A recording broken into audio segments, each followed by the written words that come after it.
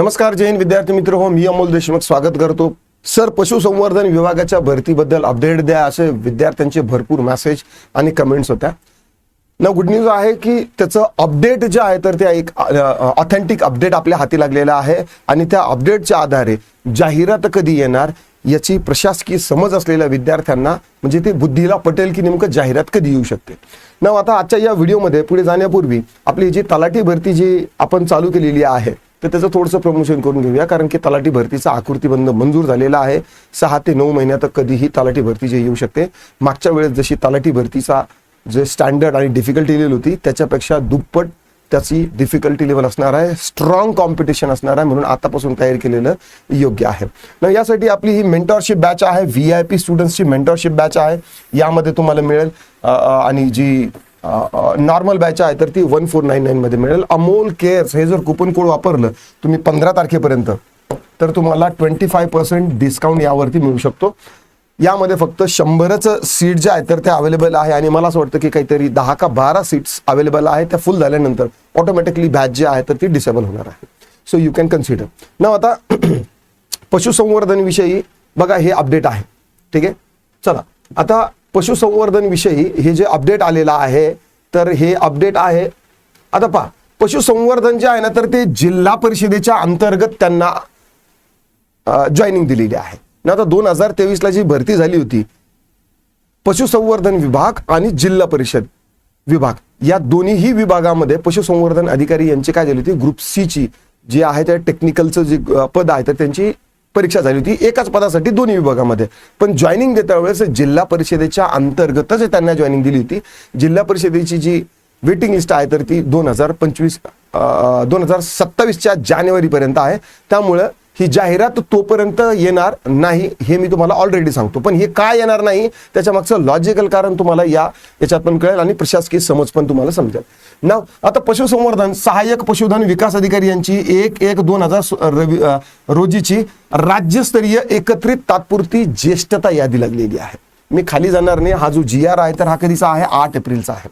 ना आता पशुसंवर्धन ग्रामविकास विभागाअंतर्गत जे जिल्हा परिषद येतं त्यांच्या अंतर्गतच सगळ्यांना जॉईनिंग दिलेली आहे पशुसंवर्धन विभागाच्या. पण आता या विभागात काय लागलेली आहे की तात्पुरती ज्येष्ठता यादी लागलेली आहे.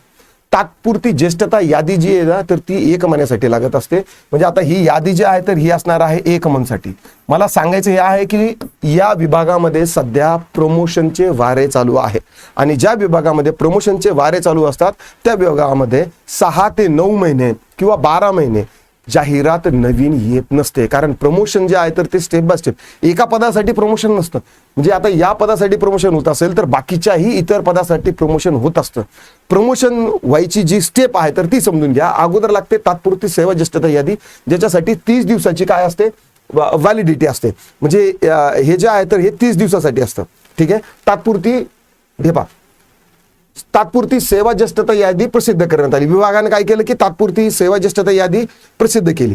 ही तात्पुरती सेवा ज्येष्ठता यादी जी आहे ना तर ती असते 30 दिवसासाठी. 30 दिवसासाठी ते घेतली असते. हा हे बघा 8/5/2026 पर्यंत अशी ही तारीख दिलेली आहे. म्हणजे 8 तारखेपर्यंत सदरील विभागातील कुठल्याही कर्मचाऱ्याला जर असं वाटलं की सेवा ज्येष्ठता यादीमध्ये माझ्यावरती अन्याय झालेला आहे, माझं जॉईनिंग अगोदरचं आहे तरी पण मला मिळाले नाही, कारण की प्रमोशन यावर डिपेंड आहे, म्हणून ऑब्जेक्शन घेण्यासाठी 1 महिना असतो. नंतर ऑब्जेक्शन घेतल्यानंतर स्क्रुटनिंग होते. ठीक आहे, त्रुटीमध्ये असेल तर ते काही काढल्या जातं आणि नंतर मग त्यांची अंतिम ज्येष्ठता यादी लागते. कोणती यादी लागते, अंतिम ज्येष्ठता. ज्यावेळेस याची 3 महिन्यानंतर अंतिम ज्येष्ठता यादी येईल त्यावेळेस मी परत व्हिडिओ घेईल. 3 महिने झाले सेवा ज्येष्ठता अंतिम यादी लागण्यापर्यंत.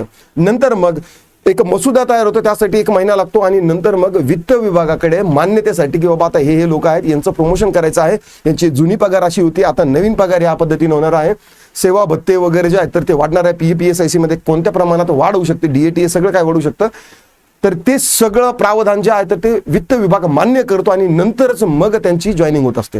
वित्त विभागाची मान्यता मिळायला कमीत कमी 3 ते 4 महिने किंवा 3 ते 6 महिने लागतात, depend how busy the department is.